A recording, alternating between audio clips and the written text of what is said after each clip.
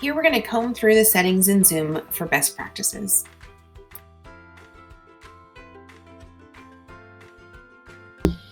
So to get started, we're going to open up a website and go to zoom.us. That's going to give us all of our setting options in one place, and we'll just comb through them and be done. So you're going to click on your picture once you log in. And on the left-hand side, you're going to go down to settings, and here you're going to have 3 subtabs: meetings, recordings, and telephone. Now we're going to start with the meeting settings, and you're going to see there's quite a few here that we're going to make sure are toggled either off or on. But again, once we do this, we'll be set. So here we are in the meeting section. We're going to have the host and participant video off by default, and then when people are ready, they can turn those on. We're going to make sure for audio type we have telephone and computer, so students can join us any way they can. Now this is a big one, join before host. Please make sure that is turned off. Just like you don't want students in your classroom without a teacher, you also don't want them in a Zoom meeting without a teacher. And for personal meeting IDs, we're going to leave these off. And if we scroll down to passwords, it sounds like the more we hear, it is best practice to have that on. So we're going to have that on for the next 5 password questions. I would also mute participants upon entry. You can always allow them to unmute later. And now we're scrolling down to in-meeting basics. I would turn the chat on. I would prevent the participants from saving it, and the private chat I would have off. That way all chats you, the teacher, are part of, they're not going directly between students.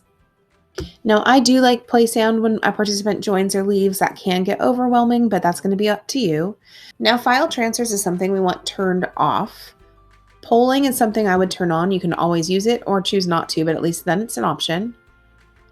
If we pop down to screen sharing, I would turn screen sharing on, but only for the host.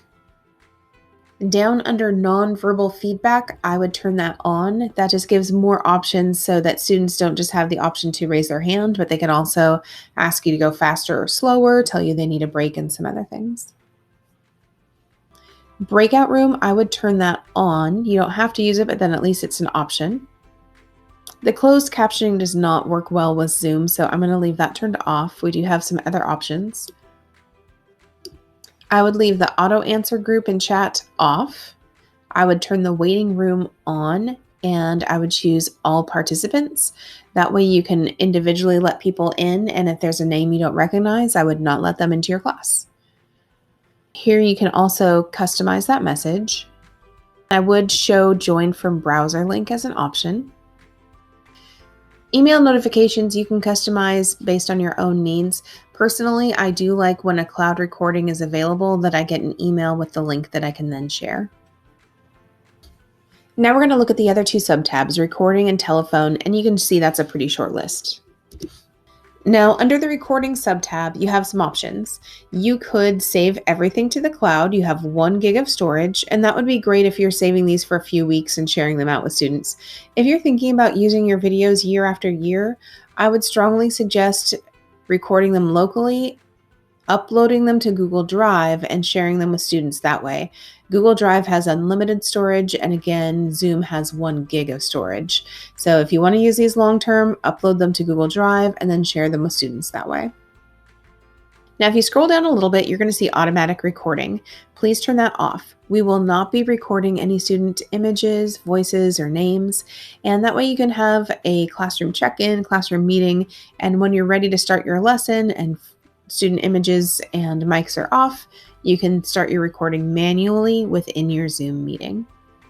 Under the telephone tab, there's really only 2 things that we need to change. I would turn off international numbers.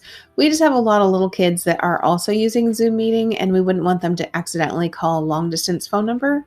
And down here we have mask phone number, and I would turn that on so that students don't see each other's private phone numbers. And that's it for settings.